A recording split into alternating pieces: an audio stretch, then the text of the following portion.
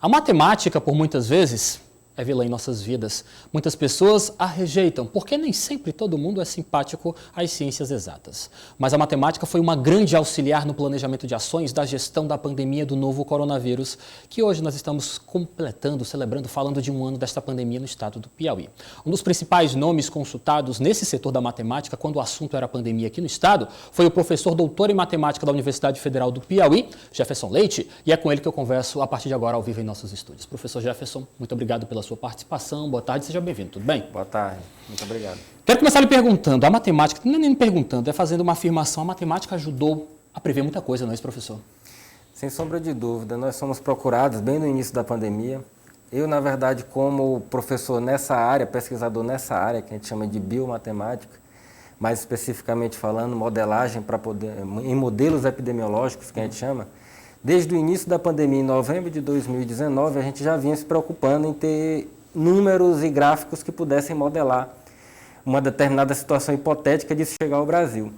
Então, chegou que, na época que nós fomos procurados pela prefeitura, pelo governo do estado, para ver um modelo para o Piauí, a gente já tinha uma coisa mais ou menos montada. Mas o dificultador era justamente montado para que ambiente? Não o ambiente de Teresina, no ambiente do Piauí. Então, em cima dessas situações, nós desenvolvemos alguns modelos esses que são usados para qualquer desenvolvimento viral. Os parâmetros que existem nas equações, nas tão temidas equações que o pessoal olha, os parâmetros mudam de estado para estado, de população para população, mas basicamente a gente chegou num modelo, um modelo esse que foi se adequando aos dados que começaram a surgir aqui, que a gente precisava de dados daqui, da região, claro. E acabou dando certo. Acabou dando certo no primeiro momento. Fizemos uma boa estimativa do que seria a primeira onda, desde que nós tivéssemos determinados níveis de isolamento social, que já é provado que quanto maior o isolamento social, menor a contaminação. A gente sabia da dificuldade que era, inclusive, pôr isso na cabeça das pessoas.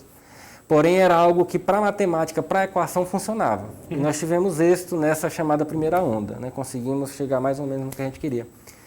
Só que todo vírus, né, todo desenvolvimento viral, em termos numéricos, ela tem um comportamento que não muda. Não importa se é H1N1, se é influenza, se é Covid, no caso. Ela se desenvolve em ondas. Essas ondas podem ser mais altas ou podem ser mais baixas. O que vai determinar se mais alto ou mais baixo é a velocidade de espalhamento desse vírus, que, inclusive, quem mede isso mais fortemente é o nosso contato, é o isolamento social. Vacina que nós não tínhamos. Então, em cima dessas características que nós tivemos muito bem definidas com relação à primeira onda, somado com os cuidados que a gente deveria ter, certamente nós teríamos uma segunda onda.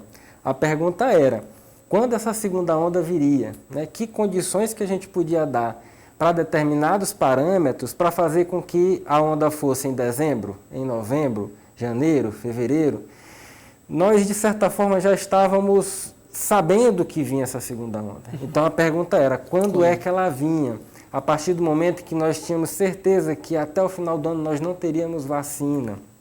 Então, a partir da divulgação de como é que deveria ser esse nosso novo normal, enquanto não temos a vacina, a gente chegou numa estimativa, inclusive numa entrevista que nós fizemos, nós até comentamos aqui, de que era muito provável que essas acumulações de pessoas, até porque vai passando o tempo naquele platô, naquele limiar baixo que nós tivemos, muito bom, inclusive, de setembro até dezembro, as pessoas se acomodaram também. Os hospitais de campanha, por exemplo, foram fechados. E isso certamente iria influenciar numa provável segunda onda, porque quando você olha que as testagens estavam mais limitadas, quando você olhava que não tínhamos mais, caso uma segunda onda viesse, não tínhamos mais os hospitais de campanha, isso ia fazer com que a situação ficasse complicada.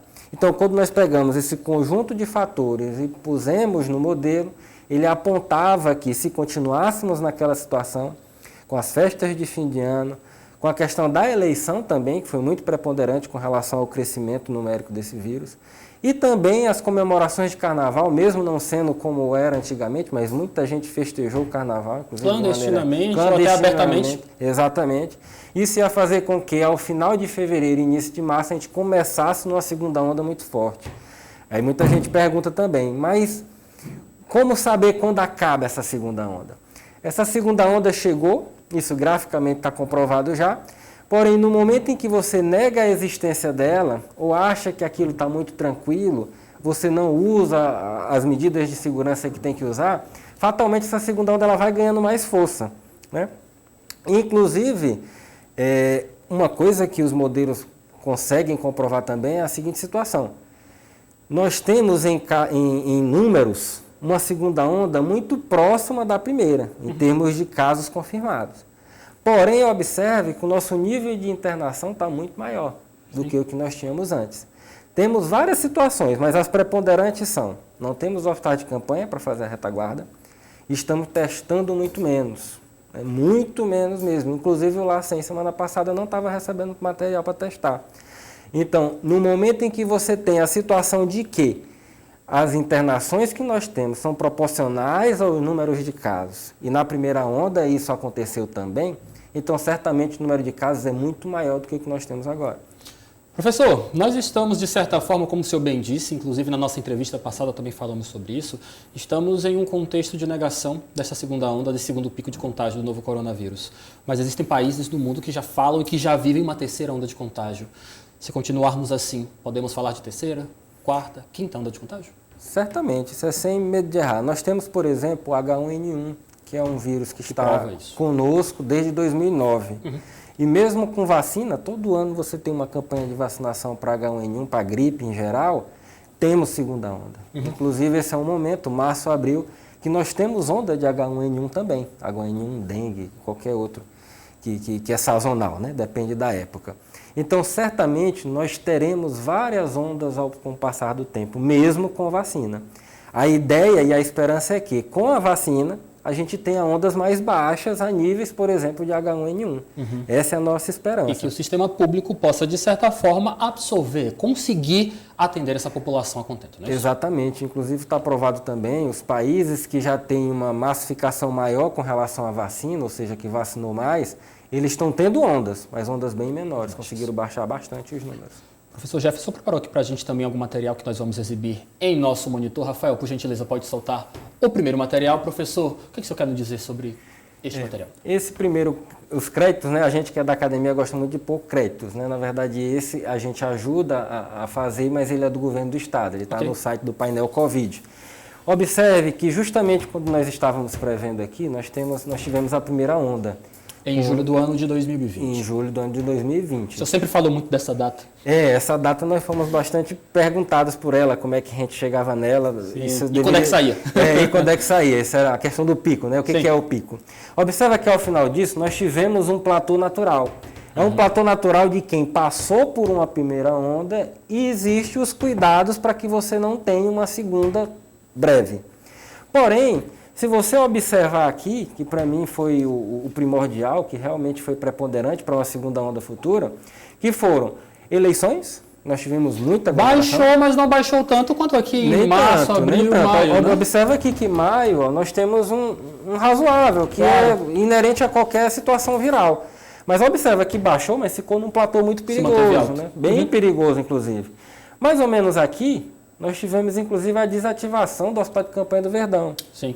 Aqui, nós tivemos a desativação do hospital de campanha da prefeitura, o BAUS, né, que funciona inclusive na universidade. Então, toda aquela retaguarda que nós tínhamos para casos leves e médios, ela foi extinta. Então, o que aconteceu? Festas de fim de ano, eleições e carnaval. Olha o que acontece depois. Então, é muito natural você esperar que isso realmente aconteça. A nossa pergunta era, ela vai chegar nesse patamar ou ela está num patamar superior? A resposta matemática hoje ela está num patamar superior. Por quê? Pela questão dos nossos níveis de internação. Nós temos internação muito grande, temos muita gente, mais de 100 pessoas, por exemplo, esperando leite de UTI hoje em Teresina, tem fila. Então, certamente, essa onda está mais para cá. Por que a gente não consegue visualizar isso? Porque aqui, inclusive, é onde tem os casos confirmados.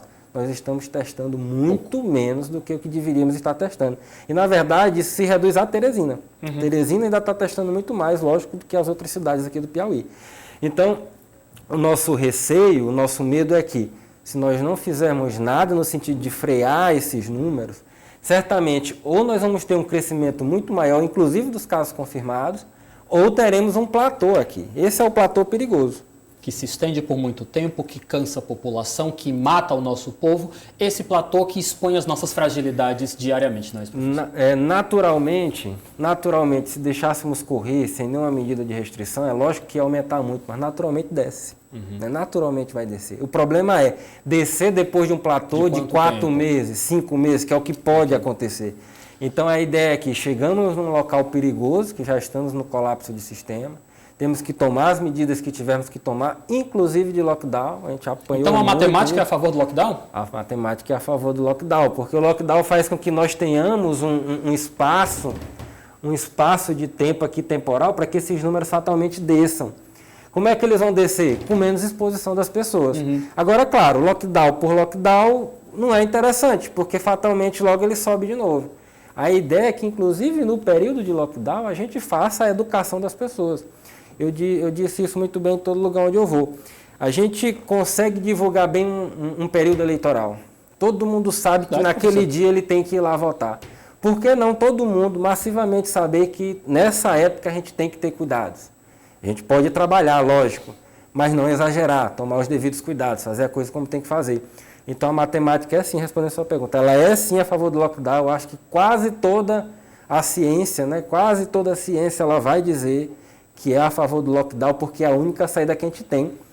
E vai ser a medida que a gente tem para tomar enquanto não tivermos uma vacinação massiva da pessoa. Deixa eu só destacar mais uma vez, matemática, ciência exata baseada especificamente em números, em equações, como disse o professor Jefferson, é a favor de lockdown.